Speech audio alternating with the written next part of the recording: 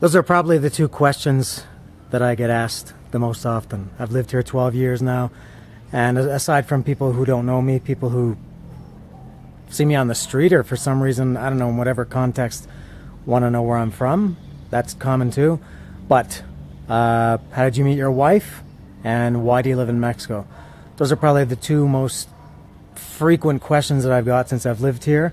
I get them from, I think generally people who don't know I'm married ask me why I live in Mexico, and people who know that I'm married ask me how I met my wife, and they're kind of related, as you can maybe guess.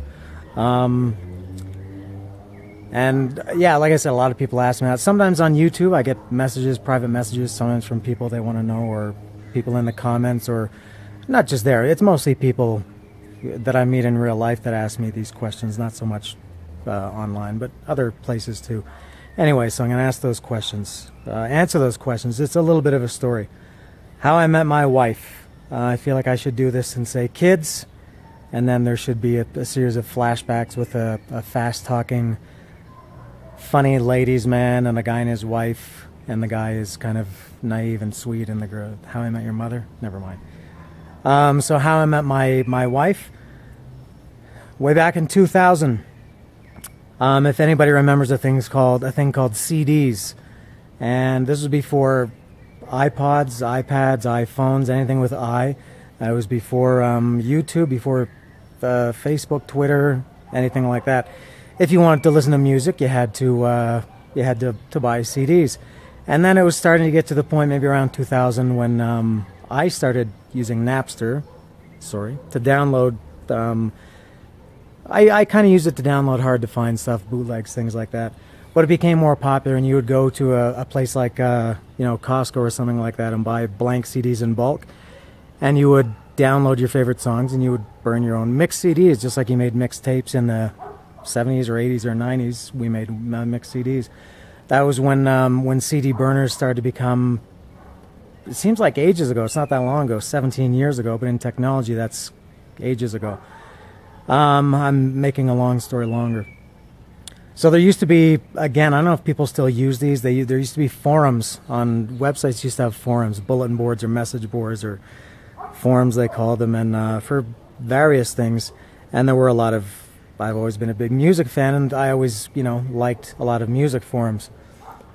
And there was I can't remember if it was about Kiss or just about music in general, but a place where people from all over the world would post their CD collections, their actual real CD collections, and you could burn CDs with people around the world and trade them. Some guy would have all the Beatles CDs, and I would have all the Metallica CDs, and we would trade and things like that. And you didn't pay for it.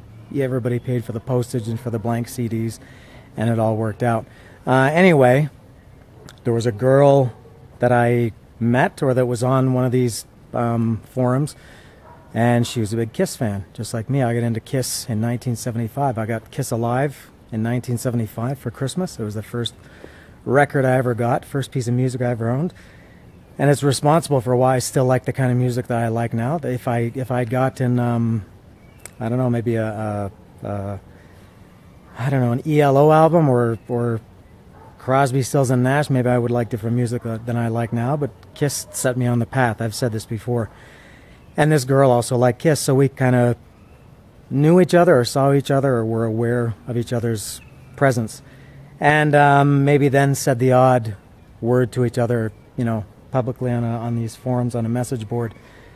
And then after, this was in maybe early 2000, I don't know, sometime in 2000. Then after it got to a point where we would you could send, just like on Facebook, you could send private messages. And then that graduated to email, and I got to switch arms. And then it got to, if anybody remembers ICQ, or remember incoming file transfer, and ICQ and MSN Messenger, these things that I guess nobody uses anymore. I haven't used them for, I don't know, 13 or 14 years. And so we would kind of occasionally not meet on there, or not plan to meet on there, but just by coincidence meet each other on there. We just happened to be on at the same time. And then it got to the point, it kept going up and up, where we would agree to meet on Messenger at the same time. I would say I get off work at whatever time, and she would finish. She was in university at the time, and if our schedules allowed, we would meet again. It's weird to say meet online or on Messenger, and then that graduated to the odd phone call. We would call each other. Sometimes we would be talking and get tired of typing, and so we would call. And then that graduated to calling, I guess, more regularly. And then it got to the point in July 2001, this girl came to visit me when I lived in Toronto. And she came for a week, and we met up, and we did all kinds of things. We went to a baseball game, a Blue Jays game. We went to Niagara Falls. We did a lot of stuff. That was in July 2001. And then we continued after that. And then in March 2002, I came to visit her. I don't know if I mentioned, she lived in Mexico City. Yeah, that was an important thing, and I think I didn't mention it. Anyway, she lived in Mexico City, so she flew to Toronto in July 2001. I flew here to Mexico in March 2002. I thought, why would I ever go to Mexico City? If I want to go to Mexico, it's going to be to a beach. I'm going to, go to Cancun or something like that. But I went to Mexico City. It was great. I had a great time. I really liked Mexico. I liked being with this girl. And so that was in March 2002. Then a few months later in July 2002, we kind of met in the middle. We went to Las Vegas together. She flew there from Mexico City. I flew there from Toronto. We stayed in Las Vegas together for a week. And then from 2002 to 2006, we did that a couple times a year. I would fly here to Mexico to see her, and she would fly to Toronto to see me. We did that for 5 years. We did that until August 2006. And it got to the point where we had been, again, together, if that's the right word. We'd been together for 5 years. And, we realized, I don't know if we talked about it or if we both just kind of knew we either got to step it up, take it to the next level, or cut it. And we didn't want to cut it. So I moved to Mexico. That was how I ended up here. I moved here in August 2006, so this August it'll be 12 years here. So now that girl, her name is Lilia, she's now my wife. And the reason I'm doing this today is because today is March 19th, and March 19th, today, is our 7th wedding anniversary. We've been together for 17 years, since 2001. We've been married now 7 years. We got married here in Mexico. All my family came for the wedding, my parents, my brother, my sister, my sister's husband and her kids, my niece and nephew, some of my cousins, some friends, my uncle. A lot of people came. I had a great week. It was great for people from Canada to come to a place like this in March when the weather is sunny pretty much all the time and warm. And I had a great week. That's my wife, Lilia. And as a reminder, March 19th, 2011.